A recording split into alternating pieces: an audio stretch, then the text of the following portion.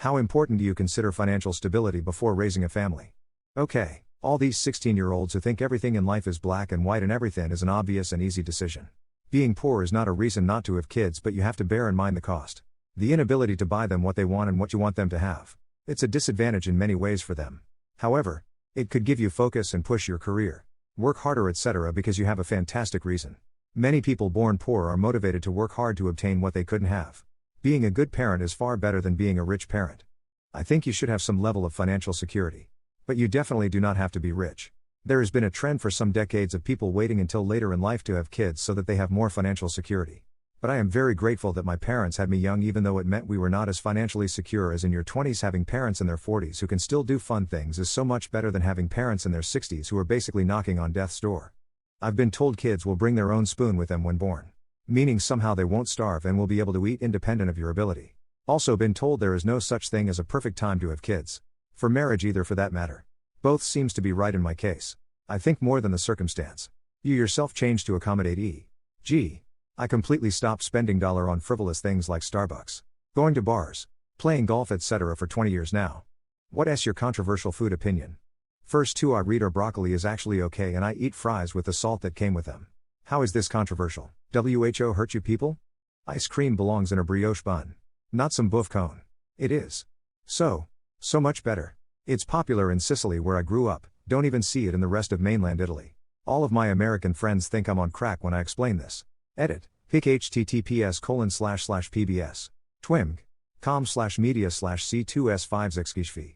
JPG, for reference. For those that are curious. I like to eat fries without any condiments whatsoever. Except for the salt it comes with by default. Edit. I don't use gravy on rotisserie roast chicken. Or dipping sauce on tenders either. If that helps. Somehow every time I've ever said it on Reddit I've gotten downvoted. But ketchup first of all isn't great, but you like whatever condiment you like. But it doesn't belong in mac and cheese. You heathens. Edit the edit. Jesus Christ, it's 6 a.m. here. Edit 3.0. What have I done? Edit. I didn't mean to start a war. I suppose what's done is done. So be it.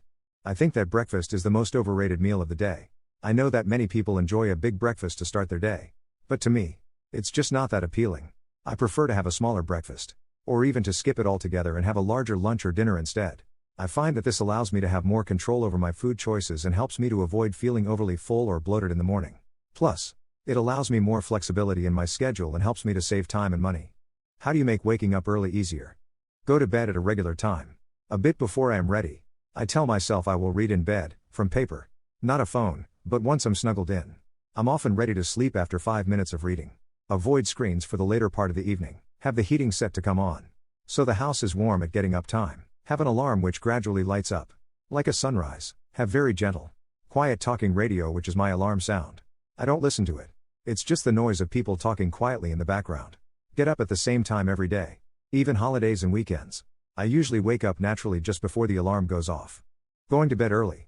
Making sure your alarm isn't an awful noise but one of the nicer ones. Waking up to a clean house is always nice and puts me in a good mood.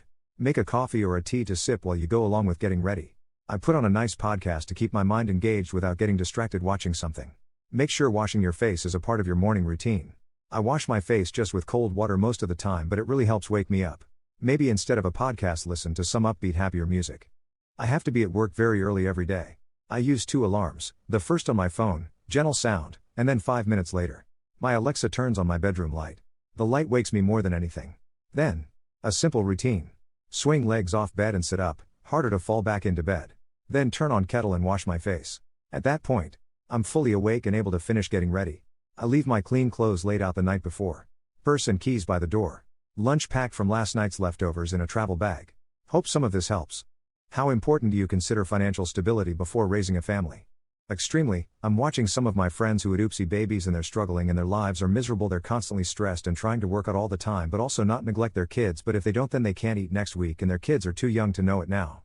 But they'll figure it out soon and will get super stressed out. The kids may not even realize why they're stressed, then when they're 19 and drunk it'll dawn on them and their childhood will suddenly make sense. I think it's pretty important. But I'm a little skeptical about the amount of individualism in this thread.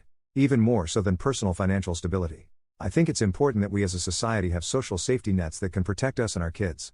Financially, stability can change in a moment and can be outside of our control. One parent dies or is disabled or loses their jobs. A grandparent needs elder care.